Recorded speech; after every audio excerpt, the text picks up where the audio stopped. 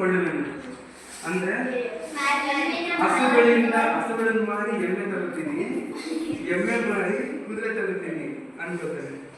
ಕುದುರೆಗಳನ್ನು ಮಾರೋದಕ್ಕೆ ಅನೇಕ ಕುದುರೆಗಳಾಗುತ್ತವೆ, ಅವುಗಳನ್ನು ಮಾರಿ ತುಂಬ ಚಿನ್ನವನ್ನು ಪಡೆಯುವನು. ಕುದುರೆಗಳನ್ನು ಮಾರಿಬಿಟ್ಟು ಚಿನ್ನ ತರುತ್ತೀನಿ ಅಂತ ಅನ್ಕೋತಾನೆ. ಅದರಿಂದ ಪರಸ್ಪರ ಮುಖ ಮಾಡಿದರೆ 4 ಮನೆಗಳುಳ್ಳ ಭವನವನ್ನು ಕೊಳ್ಳುವೆ. ಈಗ ಮಾಡಿ ನಾನು 4 ಬಿಲ್ಡಿಂಗ್ ಮಾಡ್ತೀನಿ ನಾನು ಅಂತ ಅನ್ಕೋತಾನೆ. ಆಗ ಒಬ್ಬ ವ್ಯಕ್ತಿ ನನ್ನ ಮನೆಗೆ ಒಂದು ವಯಸ್ಸಿನ ಕನ್ಯೆಯನ್ನು ಕೊಡ್ತಾನೆ.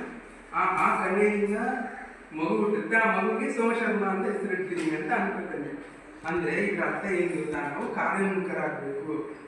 ಅವನು ಅದು ಅನ್ಕೊಂಡು ಮಗ ಏನು ತುಂಟಾಟ ಮಾಡ್ತಾನೆ, ಕನಸಿನಲ್ಲಿ ಇರ್ತಾನಲ್ಲ, ಕಾಲಿಗೆ ಜಾಸ್ತಿ ಸದ್ಬಿಡ್ತಾನೆ. ಆವಾಗ ಮೇಲ್ಗಡೆ ಅದು ಮಡಿಕೆ ಹೊಡೆದೋಗ್ಬಿಡುತ್ತೆ. ಊಟಕ್ಕೆ ಇದ್ದಿದ್ದು ಕೂಡ ಹೋಯ್ತು. ಅಂದ್ರೆ ನಾವೇನಂದ್ರೆ ಯಾವಾಗಲೂ ಆಲೋಚನೆ ಮಾಡ್ತಾ ಇರಬಾರ್ದು, ಕಾರ್ಯೋನ್ಮುಖರಾಗಬೇಕು. ಅರ್ಥ ಆಯ್ತಾ?